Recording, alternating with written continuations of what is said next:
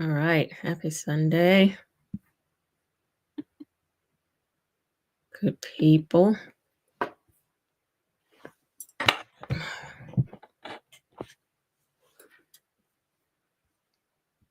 All right. All right. All right. Sunday, August the 3rd. Give it a few minutes. I see some folks on. I don't see anybody in the chat yet, so I'm going to give it a minute. Hello, Linda. Happy Sunday to you. Hope you are well.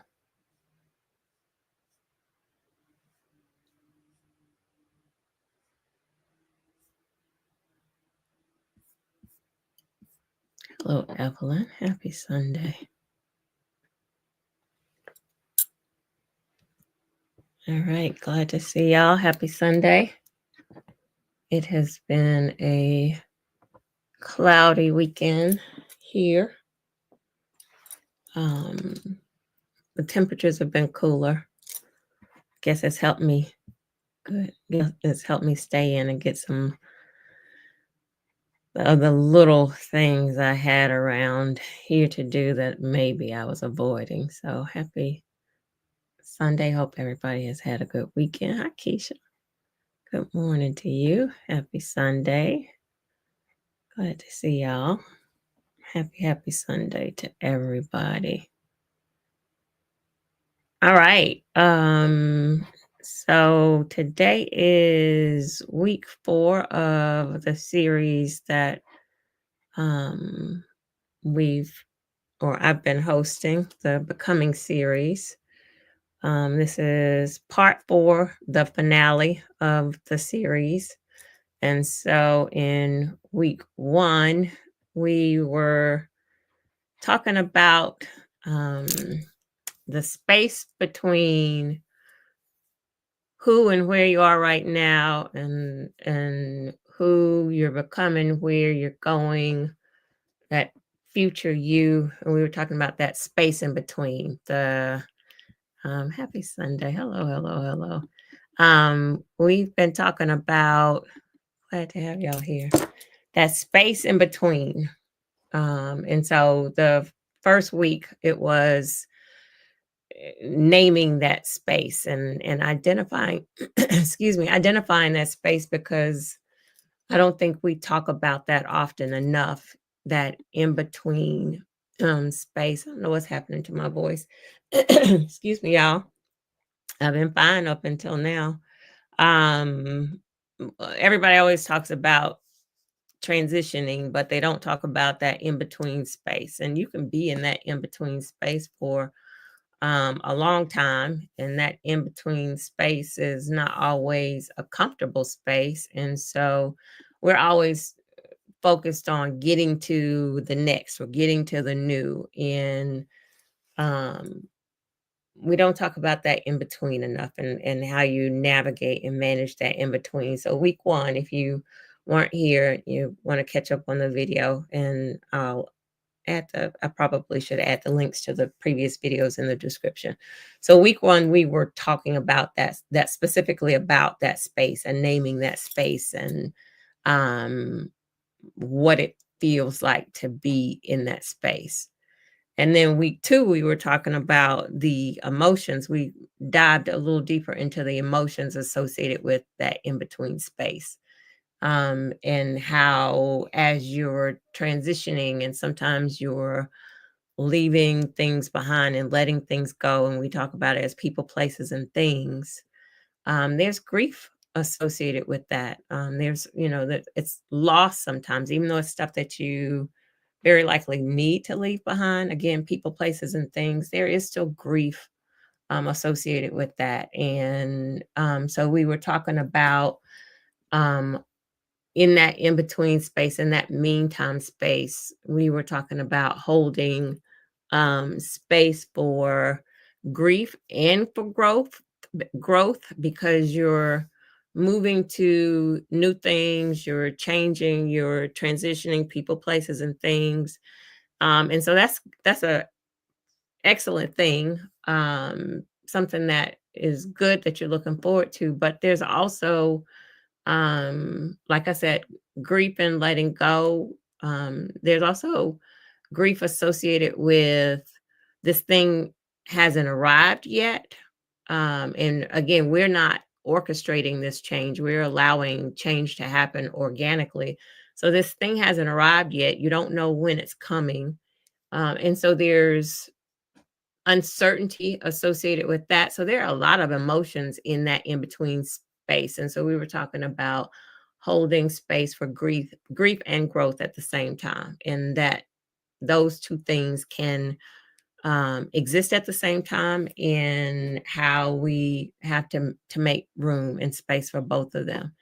And then last week, um, we were talking about choosing yourself, choosing you in that meantime space, because so often we can be focused on getting to the next that we are just really not existing in present, and neglecting ourself and our needs and our self-care and our mental health and all of those things in that meantime space, because we're so focused on trying to look forward to what is next. And so last week we were talking about how it's necessary, how it's so important to still choose yourself in that in between space. You're dealing with grief, you're dealing with excitement about growth, but you also want to stay, you don't want to keep looking backwards, you don't want to keep looking forward. You want to stay focused on present and take care of yourself in that present time as you're preparing. There's so much preparation. um Absolutely welcome. There's so much preparation that you need to be doing for whatever is coming, to get yourself ready. And so that is the choosing of you in that meantime space.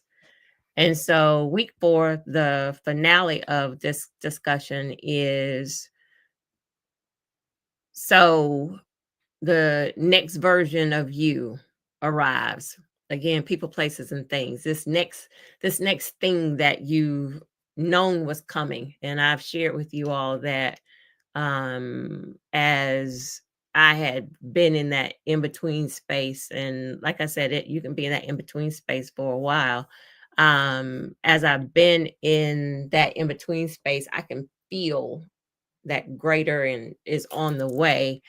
um and so we're talking today about when and the greater doesn't necessarily all happen at one time. It doesn't just boom and everything is there. There's still some pieces of it that have to fall in place. You'll arrive in one way, and there's still some more pieces that have to arrive. So it's because it's a constant. It's not a on August the 3rd everything fell in place. It's still a constant influx of change. And so today we're talking about new arrives, new starts to arrive. Now what? Like, what do you do? Hi Barbara. Hi everybody. Happy Sunday. I'm glad you all are here. Thank you so much. And so that's what we're talking about um today. And I'm glad you all are enjoying this. It's been good for me too, because I always share that I don't talk about something that I haven't either experienced or am experiencing. And so this has been good work for me too. And so we're talking, we've spoken about how in that in between space, sometimes you can feel like you're in a fog. Um, and for some of the ladies dealing with peri menopause, post menopause, all of those things, like fog is something that we become so so used to. And oftentimes you don't know if the fog is from that shit, or if the fog is from the transition, or it's a combination, but you just know you're in a fog. And this So there are things that from a medical menopause perspective, there are things that we have to do to take care of self, to vitamins. If you are going, hormonal routes, talking to your doctor, like that fog is a damn a beast. And that's not the word I was going to use, but the word I was going to use also started with a B. So I'm going to let it live this morning, but it is a B, a beast. So you start existing. Yes. You start normalizing this fog. And but and sometimes, like I said, it's hard to differentiate whether the fog is that piece of it, or if it's the change, if it's change people, places, and things as you're transitioning to this new space. And so it's a really hard space to be in. But when things start shifting from the you're headed into new and that fog starts clearing, absolutely. Yes, absolutely. When that fog starts clearing, it's an awakening. It is oh my God, it's like driving, and when you're driving in fog and you can't see anything in front of you, and maybe you get through it, it's like the fog is in this particular area and you're driving through it, and once you finally get through it and that fog starts to clear and you can see the things around, and things start making sense. That's the fog that starts happening as you're arriving in this space of new you, new people, places, and things, new direction. And so the thing that we have to remember, so you're stepping into this new place, you're stepping into this new season. If I take it to tiny house living, because I've tried to connect this to tiny houses, and so now you've got the tiny house. You've been in that place of planning to get um to this tiny house, and now you're there. um the thing we have to remember is that getting there isn't the end. Like, it's not I've arrived, or and that's the end. It's really the invitation into this new space, because like I said, it's not all going to arrive at once. And so it is the invitation that you're in this new space, but there's still a lot of work that has to be done in this space. And so the first thing that we again have to recognize is that um this becoming just doesn't end. I gotta cut on my AC, y'all. It's been cool, but and I hate air conditioning. I think I probably said that a million times. So I got a door open, and I had the AC off, but I need to cut it off. Okay.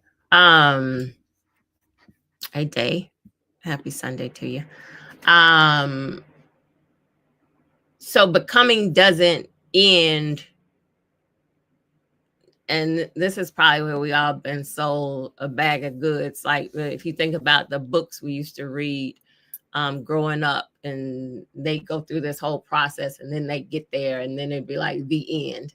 That's not the way it works. There's still some stuff that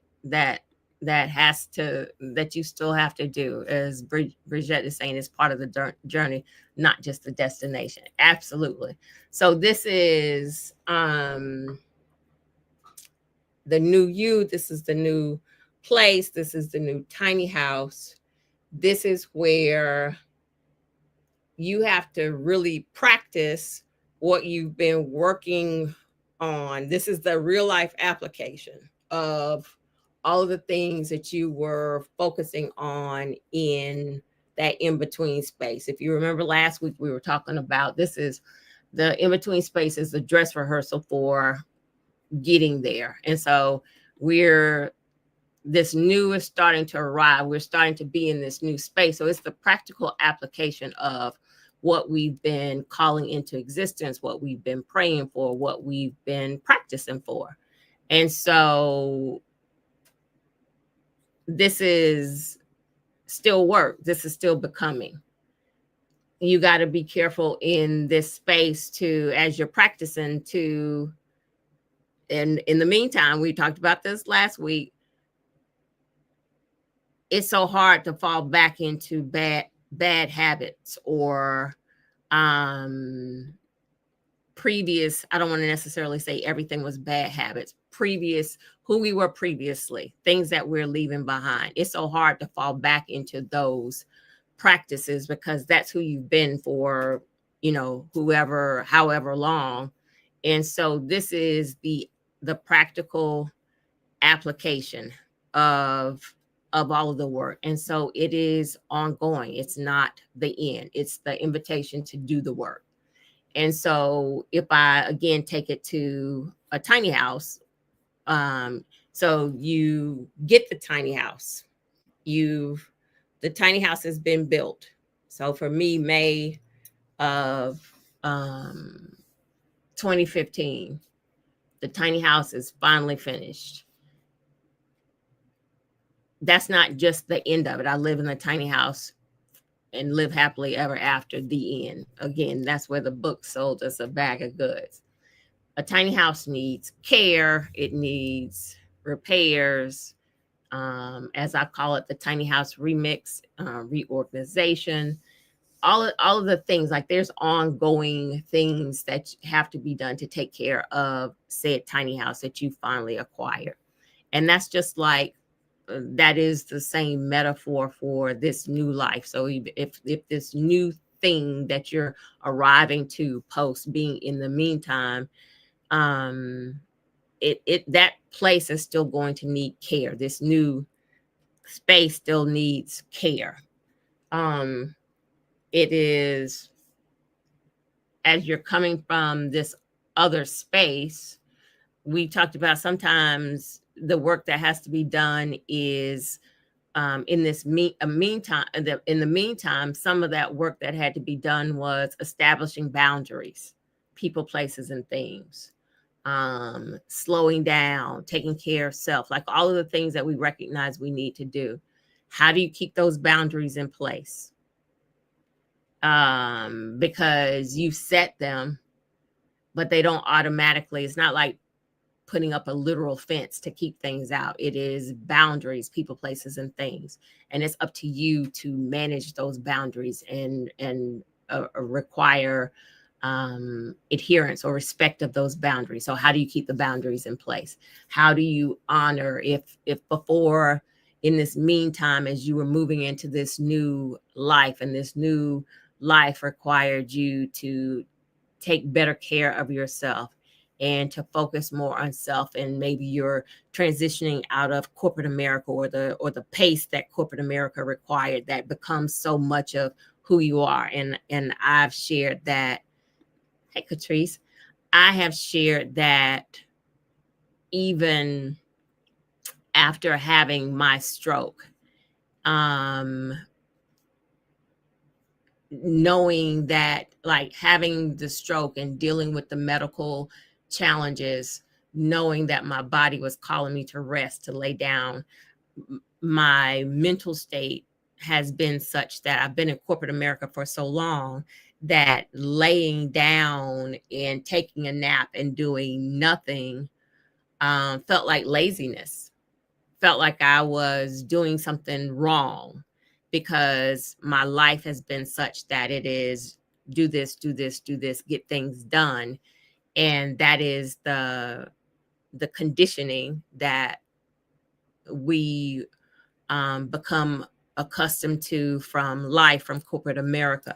And so as you've arrived in this new place, how do you honor? So you recognize that that's not sustainable. It's not what your nervous system needs. You're moving into, and so maybe you are leaving the United States and you're moving into another country, and the majority of those countries don't require, they don't, they're that pace of the US thinking and system is nothing that they're familiar with. You know, I always marvel, and I was just talking to my daughter about this, how on a random Tuesday afternoon, a whole family, generations, you know, the abuela and the family and the children, the grandchildren, everybody's in the park on a random Tuesday eating dinner together, kids are playing. Like what we do over here in the United States as we attempt to be successful is a foreign concept to them. So how do you honor that slowing down, because it's so easy to get, again, you've been doing these habits for so long. How do you honor in this new space um the new pace that you know is so much better for you? So the first point in this, the arrival, is recognizing that the arrival isn't the end. It's just really the invitation. We're here. We're here. We're getting to this place. So we've got to keep doing the work. But the new is coming in. We see it here, but there's still, it's not just, okay, sit down and now I can breathe and relax because it's all here. The second piece is the maintenance of this arrival. And so there are things that we have to focus on to do to allow us to be successful in this new place. And so as new is happening, it's exciting. We see the new things that are here. We see our new selves. We see new people around us, people, places, and things. We've got the tiny house, but if we don't anchor ourselves in the ways that we've identified change is required, then before you know it, you'll be back to old self, people, places, and things, but in this new environment. You've pulled everything along with you into this new space because you didn't anchor yourself in what needs to be done, what needs to be remembered, what needs to be focused on to exist in this new place. And so things like we were talking again, we were practicing in that meantime. So we were talking about daily rituals that you need to do to help you in this transition. So your meditation practice, your prayer practice, whatever your spirituality looks like. Actual physical reminders, vision boards, becoming Mary Jane, how she had affirmations all over the house. I have different things. I don't have them to the post-it level that she had them, but I have different signs and different things around the house. If you have an altar space, I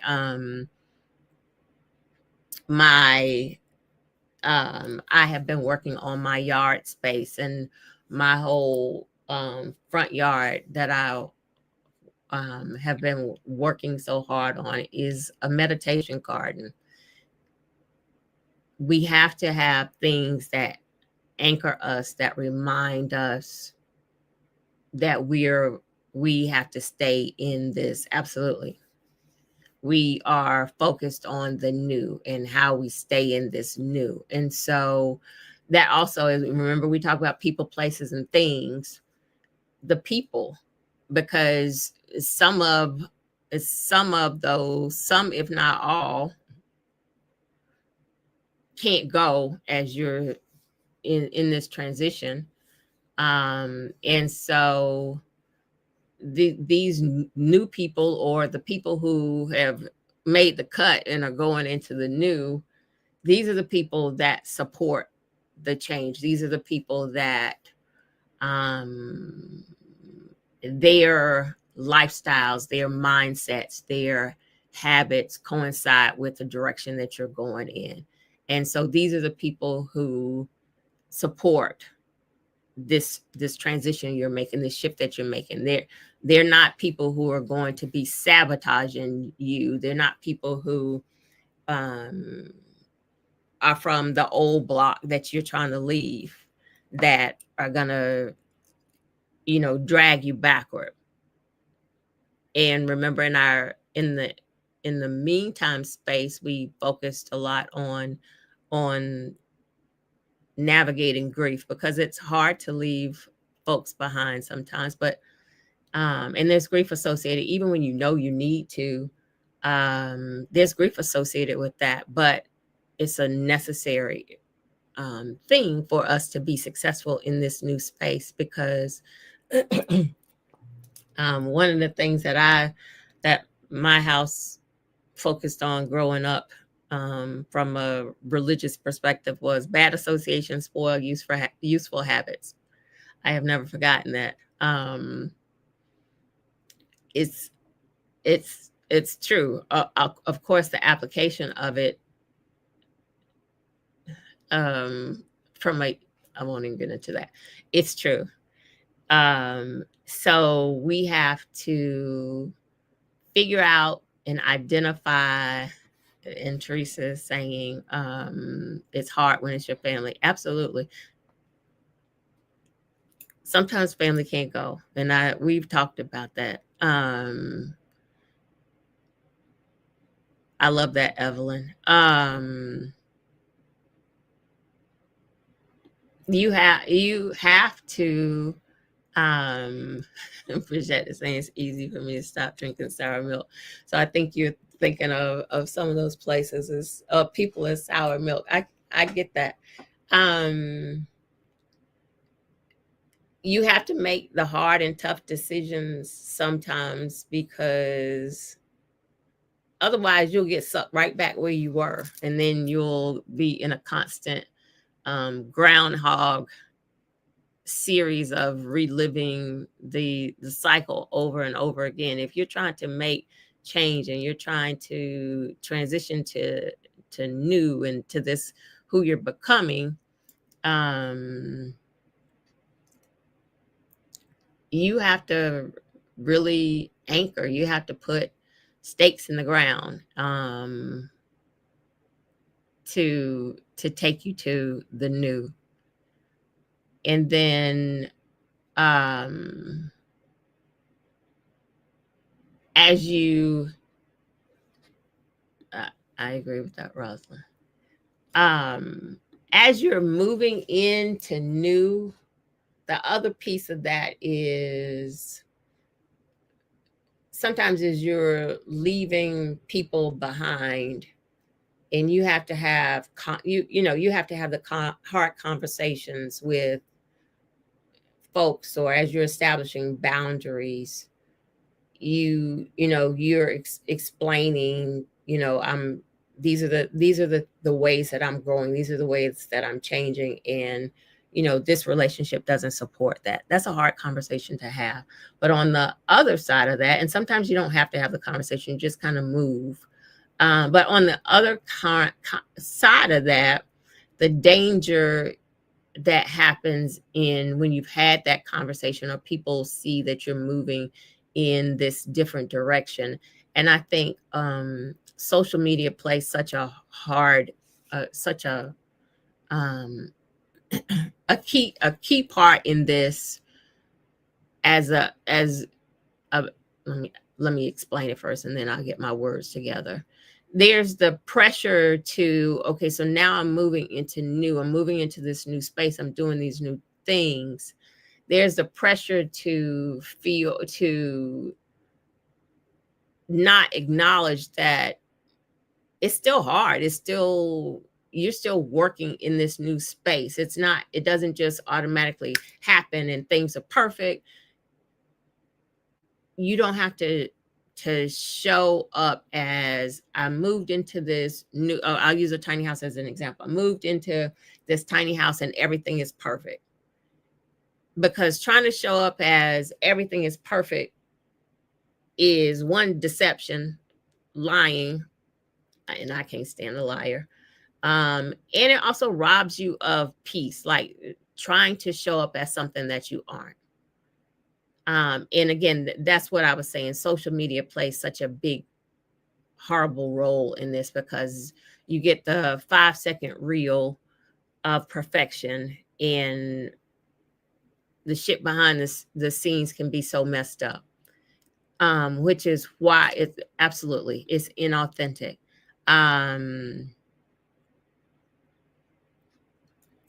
you don't owe anybody performance in your becoming. Um, you just don't. Um, and so the authenticity, thank you for the word, Bridget, because y'all know me and my words.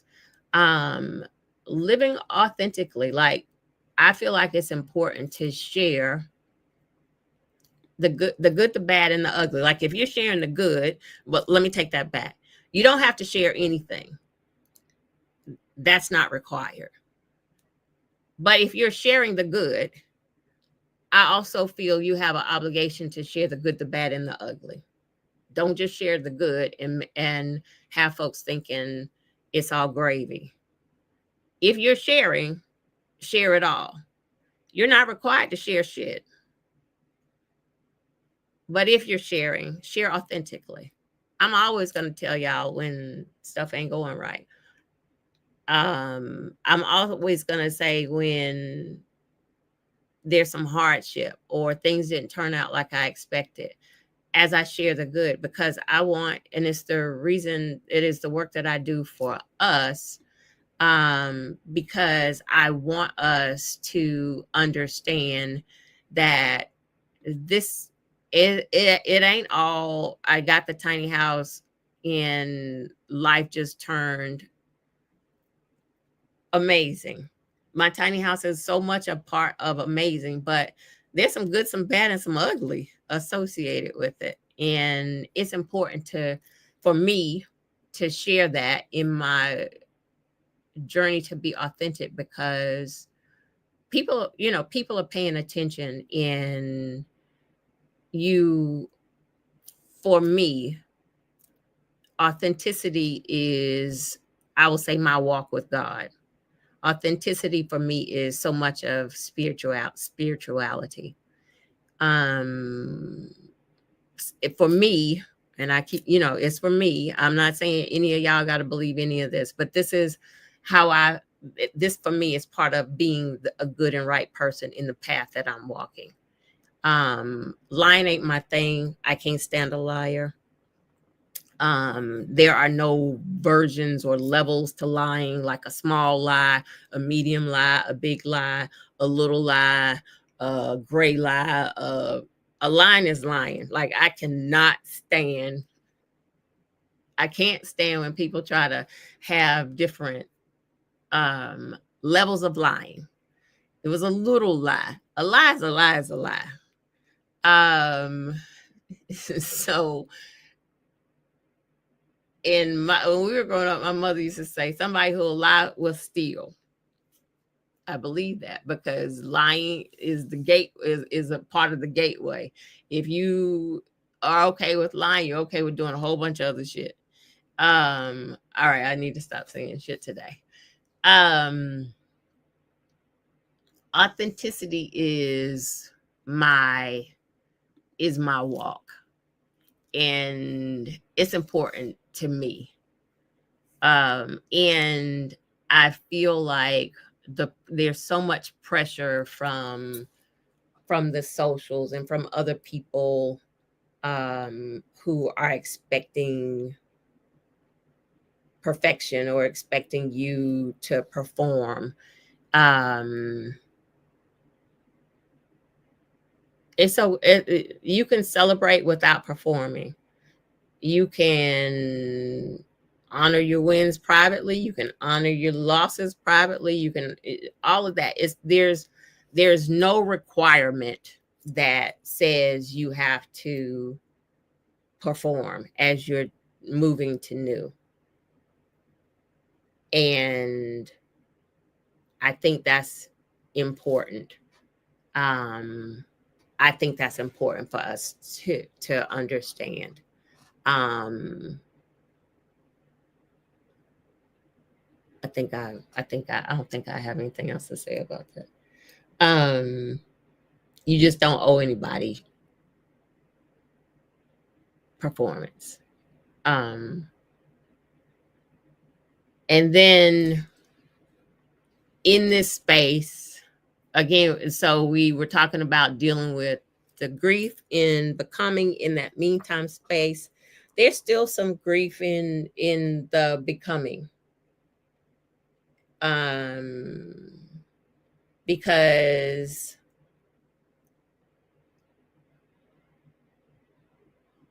you're still in this space of new and adjustment. And so sometimes you just really miss the the old ways, the old habits, whereas you are in this new space and it's requiring you to grow, it's requiring you to expand, and that's not easy work. It stretches you. And sometimes you think you miss those spaces where you didn't have to do that. Those old roles, people, places, and things where it might, as you're looking backward, because you can always look backward and gloss over hardship. So like if you sometimes when in relationships, like romantic relationships, after you've gotten past the relationship, and sometimes that person will pop back up and try to shoot their shot again. And as you're thinking about possibly considering, as you're looking backward, sometimes your heart will lead you into just thinking about the good times. And there might have been some awful times back there, but the way the mind works sometimes will have you all caught up and you'll just be thinking about the good times. And that's what I'm saying in this new space. Sometimes you will look back on different times and feel like so it was so much easier then, and you forget about hardship associated there, or you've just not necessarily discounted it, but you've worked on healing, so you've let some of that hardship go, and but all you see right now is the good. And before you know it, absolutely, you're missing the familiar, as Deborah is saying.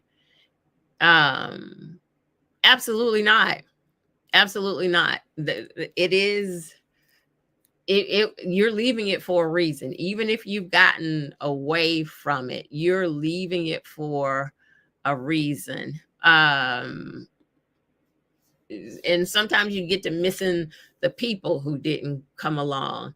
You left them for a reason. You might not remember that reason as clear right now, but Bridget is saying, I don't chew my gum twice.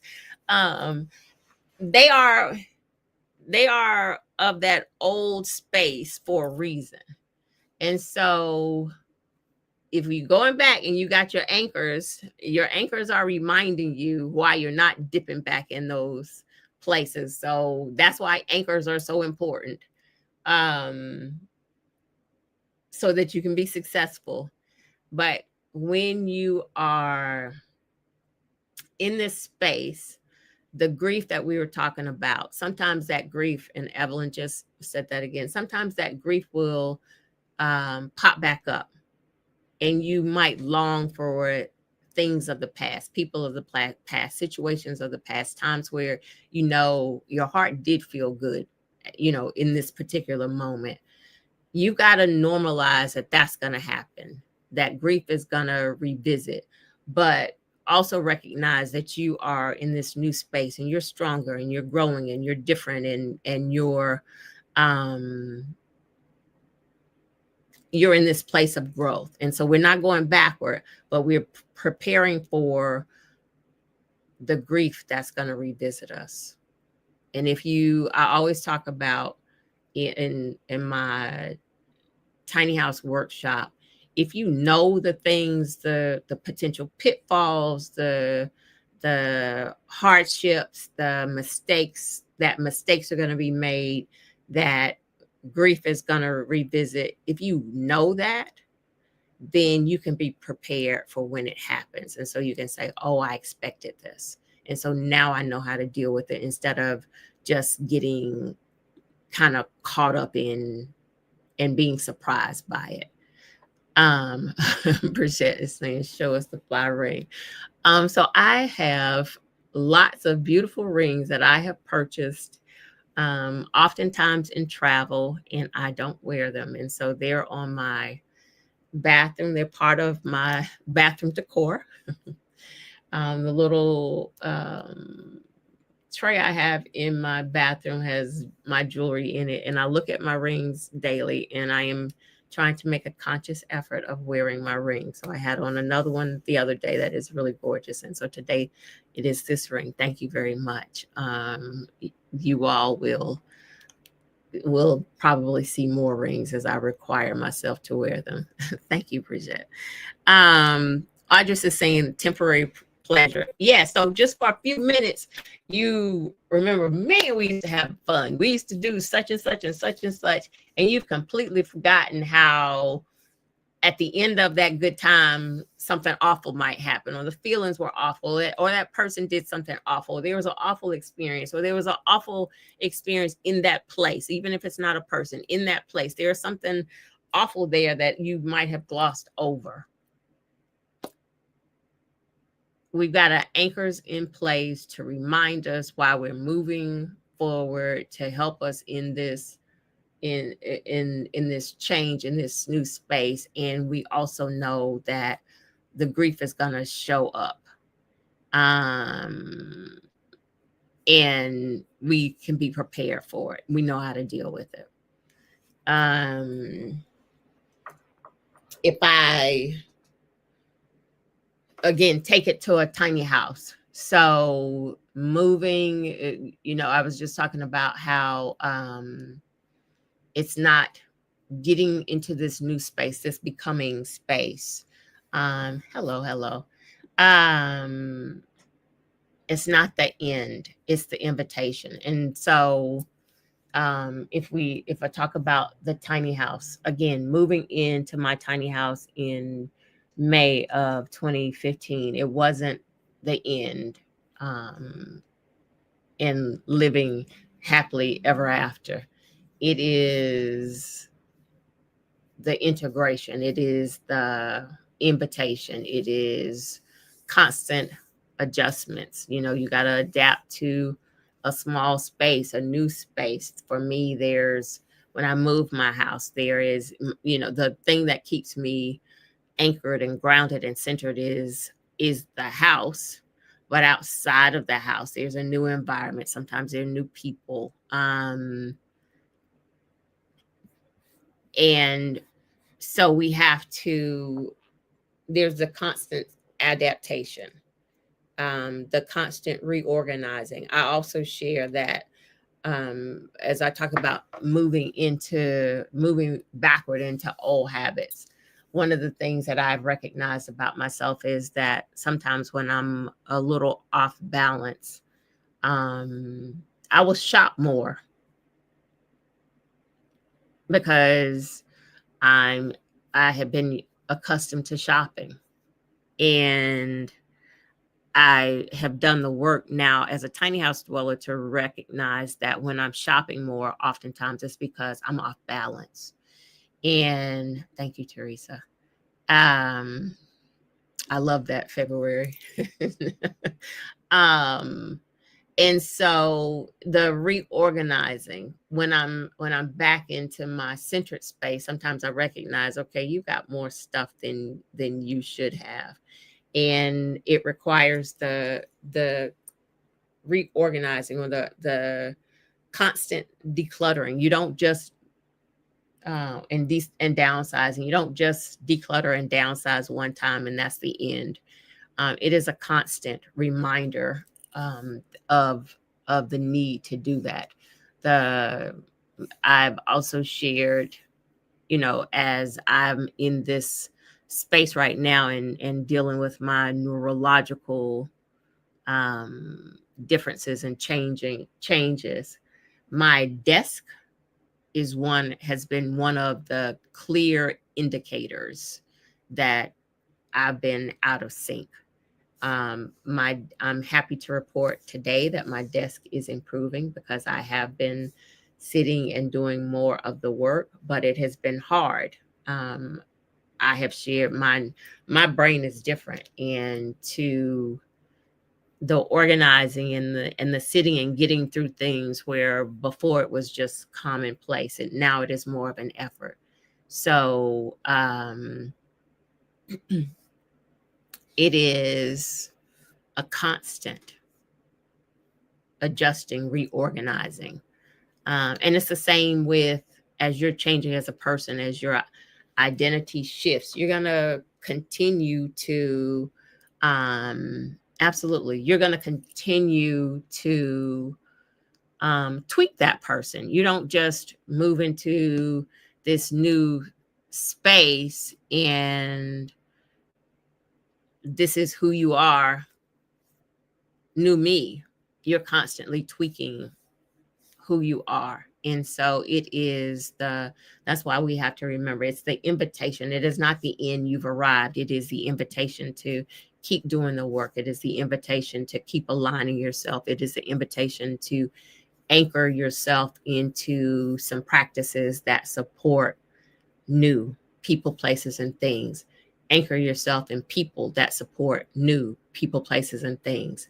Anchor yourself into taking care of yourself so that it supports the new for you, so that you don't get sucked back into the old and have to continue to go through this repetitive process because you're not learning the lessons and you're not doing the work to move yourself forward in and stay in those forward spaces. And then in as part of like that anchoring and your meditation, your spirituality process, it is so much of calling out the things that you know are non-negotiable in this becoming space, because you've got to identify, like as you've shifted into this new space, you've got to identify how in the what are the ways that you've changed, what are the things that you've changed, so that you can identify what it is specifically that is non-negotiable. Absolutely, WLJ. What are those things that are non-negotiable so that you don't go back into that, as WLJ said, that dark place and space? For me, non-negotiable, my peace. I have fought for peace. I have worked very hard for peace, people, places, and things. That's non-negotiable. And once you name it and you identify it, you call it out. And for me, that looks like writing down the non-negotiables.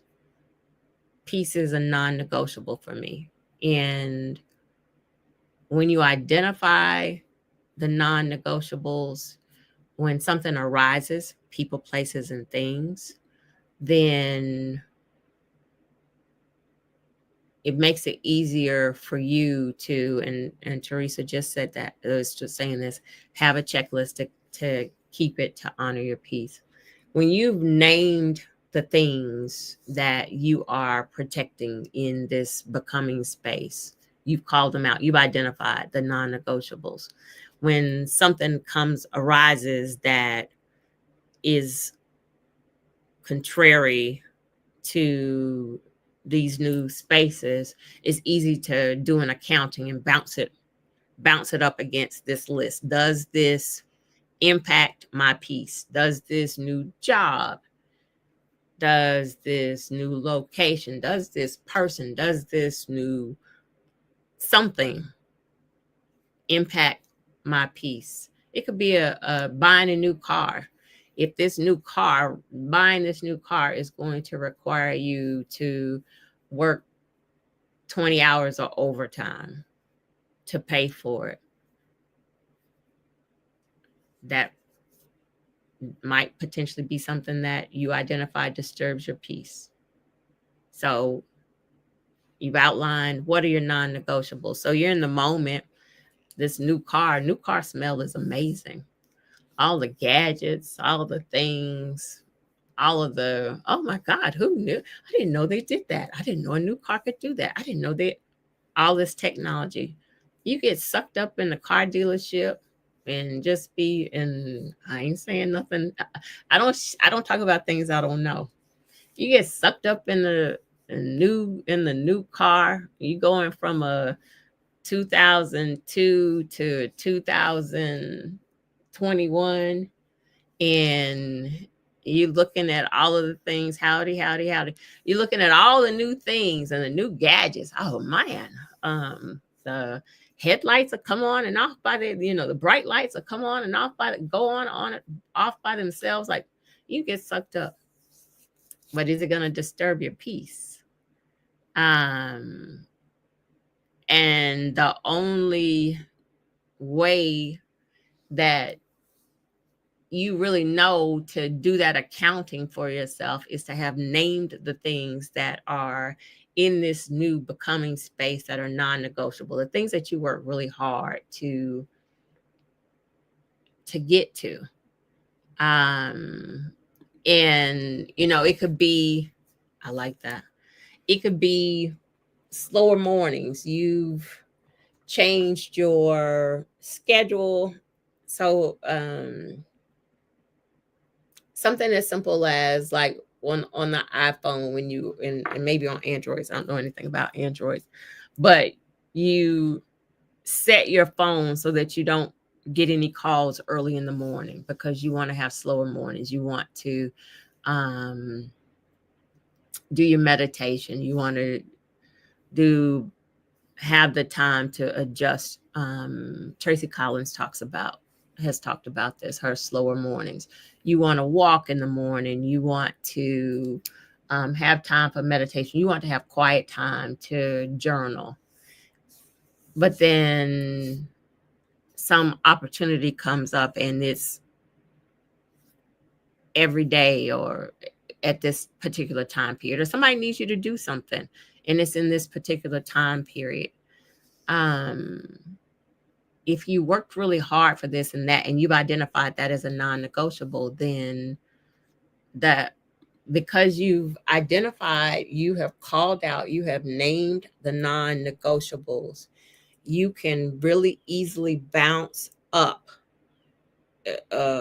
Like just, in accounting, you can take these things and compare them to the list of the non-negotiables.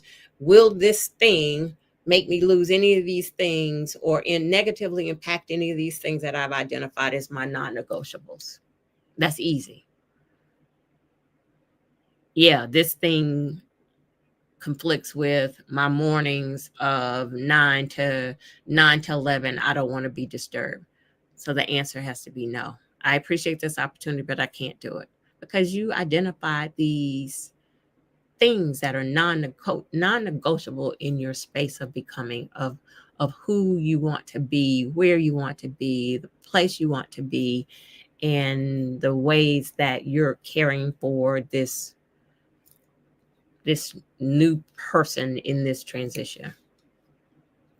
And so it is not just getting to this new space, it is holding on to this space, doing the work to make sure you align with this space. And then sometimes as you've arrived here, you might have to tweak it because some of the things don't necessarily work for you. And it's letting go of those things that you took to the new space that don't necessarily really align, being aware and letting those go as well. So it's not just arriving there, it's still doing the work to, it's the invitation to keep doing the work, but you've arrived in this new space, but you have to maintain it. There's maintenance required. in this new space. All right. Arrival isn't you get there and it's done. It's the invitation. Arrival in this becoming in this new space requires maintenance. Arrival requires you to identify anchors, things that you're doing to hold you in this space, to remind you of why you're in this new space so you don't drift backward. Being in this space authentically doesn't require you to perform for other people. You don't owe anybody performance. Be prepared that even in this new space of good, the space that we wanted to go to, grief of old memories, times, people, places, and things that's going to come back up. It doesn't mean you go backward and pull those things back. It just from it because you were leaving those things for a reason. It's the reminder that grief is going to happen. So be prepared to deal with it. Constant maintenance, reorganization, adaptation, reinventing yourself. It's a constant a constant adaptation of who this new you is. And then the accounting of what it is that you worked hard to become, and naming the things that you don't want to lose. Peace, self-care, people, places, and things. That is so now you got there. Now what? That's week 4, y'all. The end of the series. I'm going to add all of the links to the series into absolutely, Evelyn. It's a constant work in progress. Constant. It isn't you get there and it's done. It's a constant work in progress. All right. We identified let's go back over the pieces. We've identified the space in between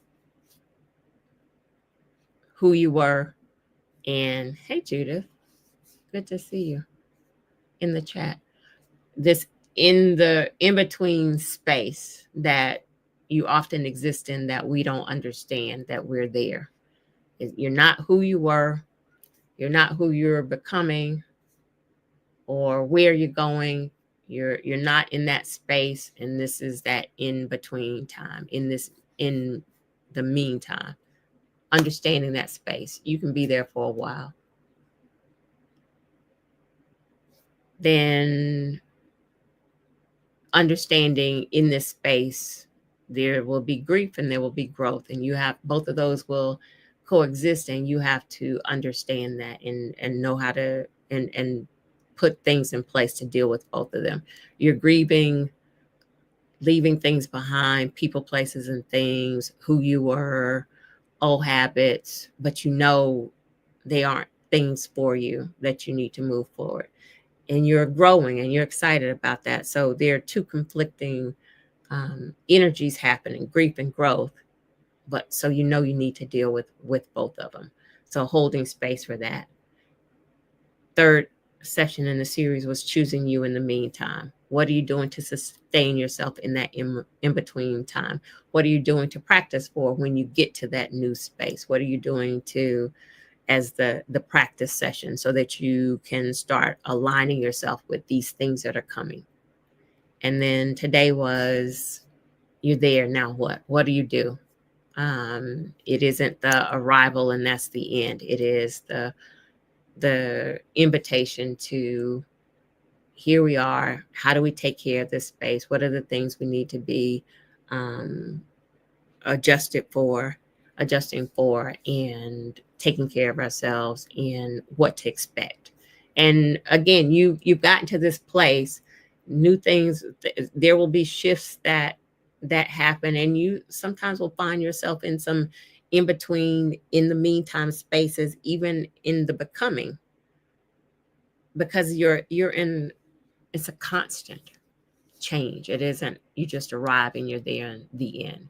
And so just being aware that this is cyclical, and and knowing how to process it. Absolutely. All right. That's what I have for y'all today. This is week 4 of a 4-week series. Thank y'all for um, being here for the series. Thank you all for your contributions to the series. I appreciate you immensely. I am rolling out some things that I am working on. One of the ask has been a design course, so I am going to be rolling that out soon. Thank you, Teresa. Within the next couple of days, I'm working on that.